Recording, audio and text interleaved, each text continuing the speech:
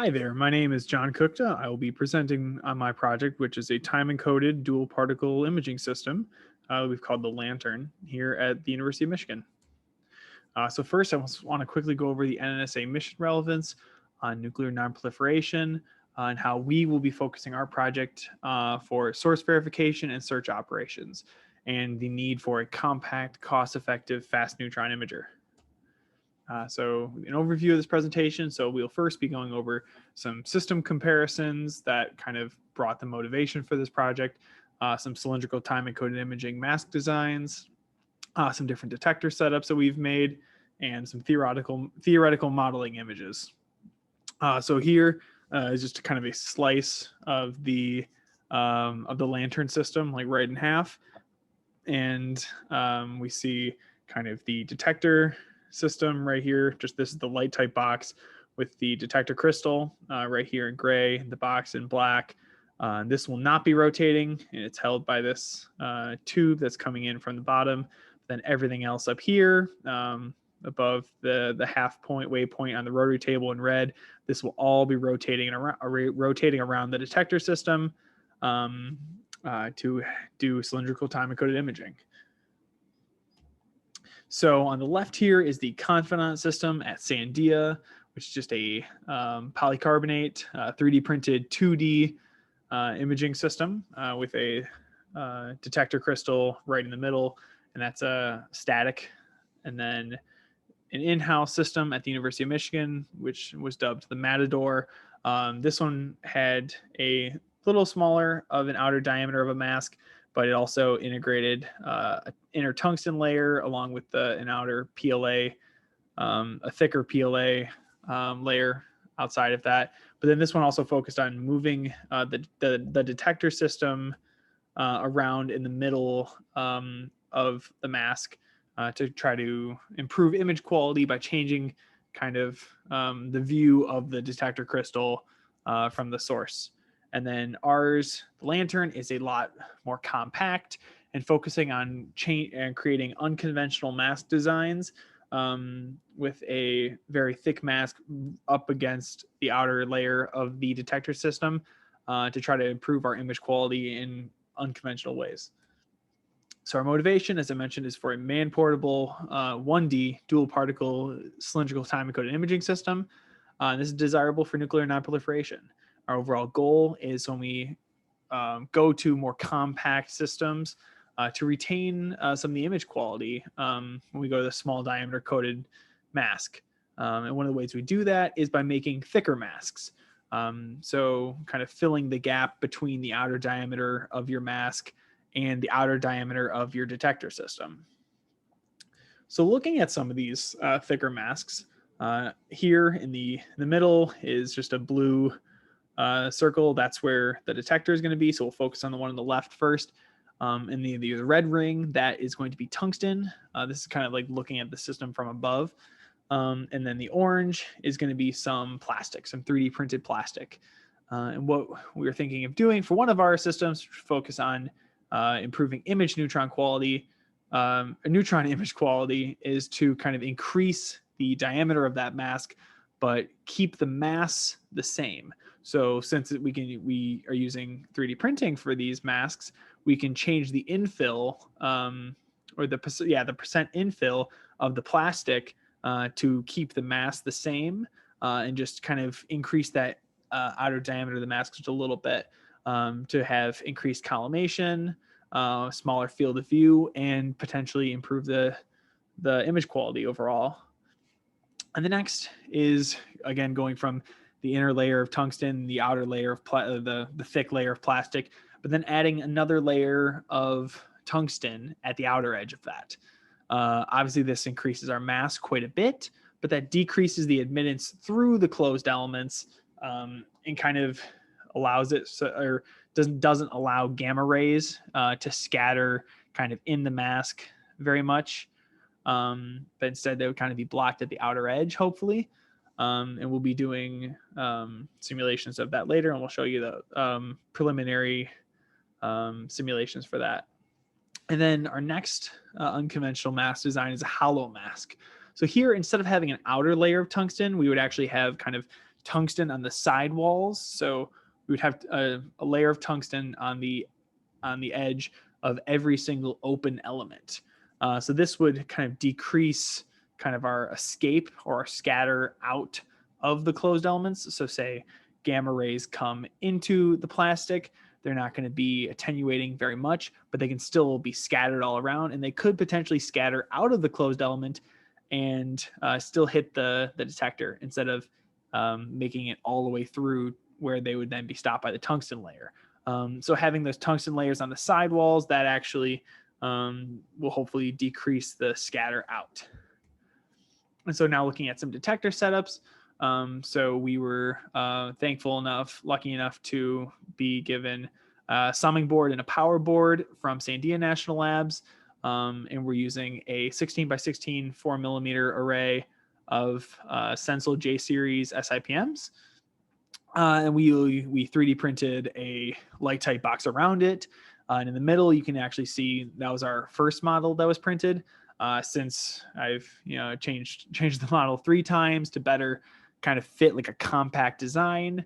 And on the right, that's kind of a cross section of where of the light type box that will actually be printed in the coming weeks. The crystal would be right in the bottom here.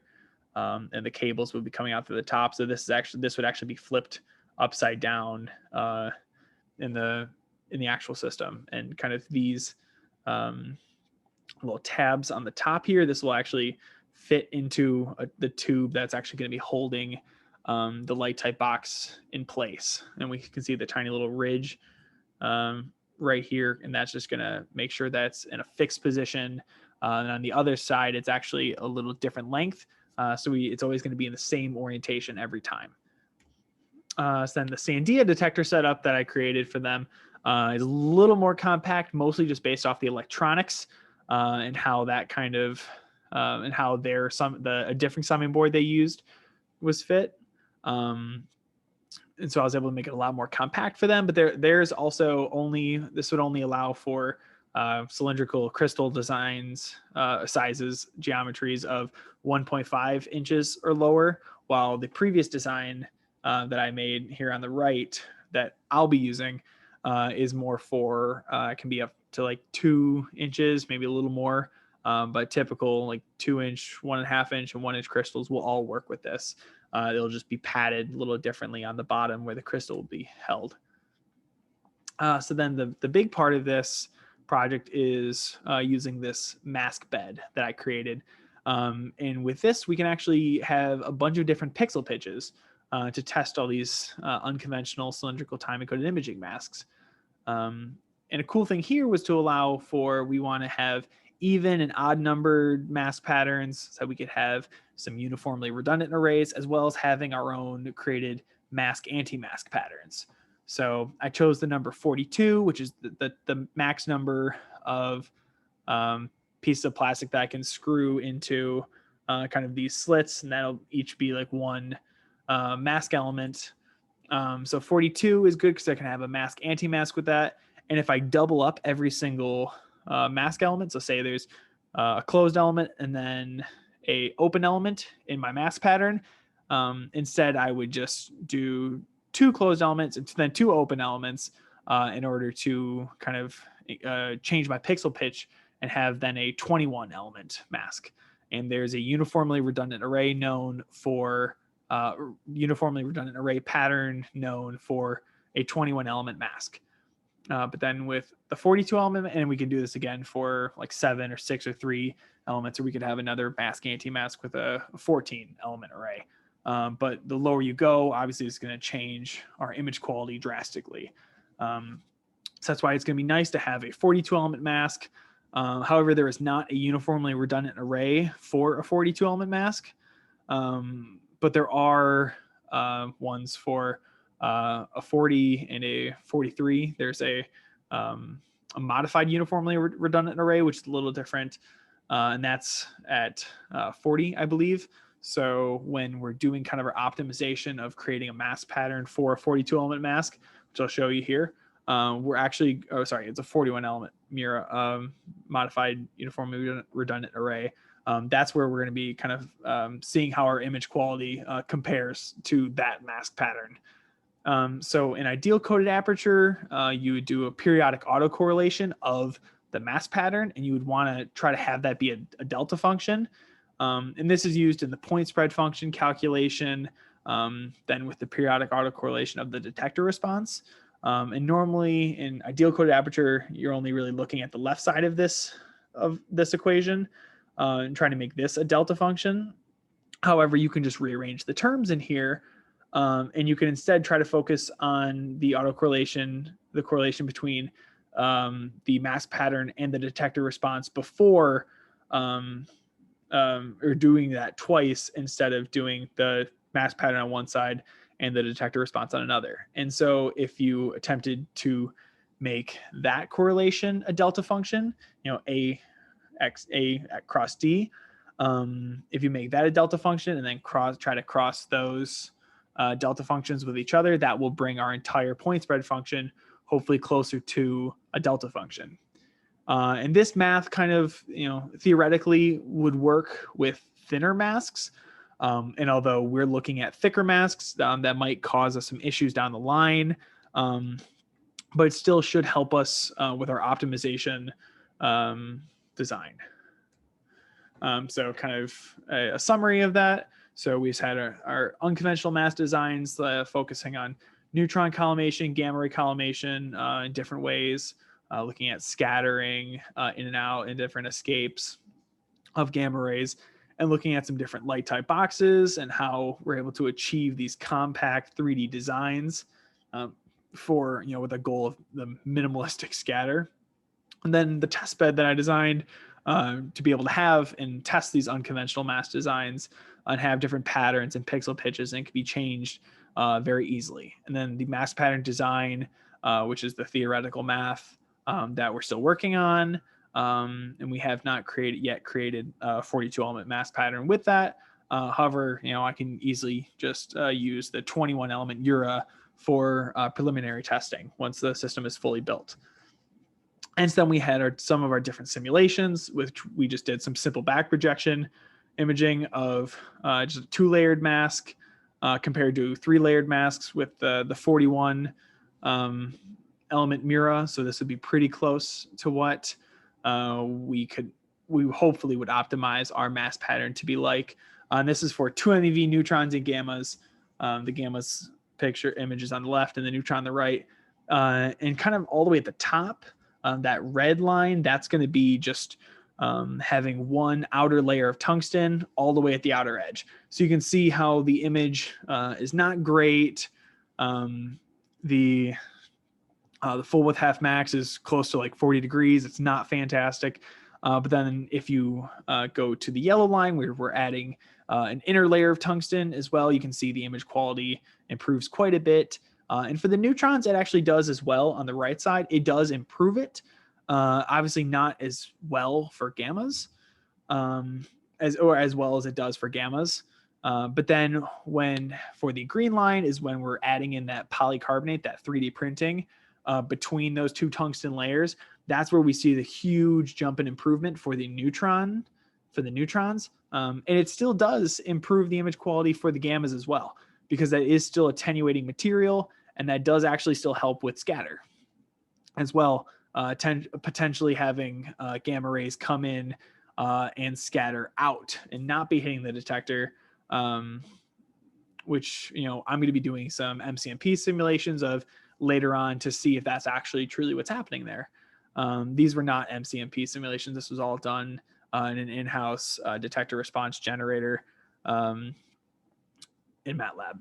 And then the blue line is just changing out that polycarbonate for just another full layer of tungsten. So this would be a super heavy mask, just full tungsten all the way through, just to kind of see how the imaging compares, how the image quality compares.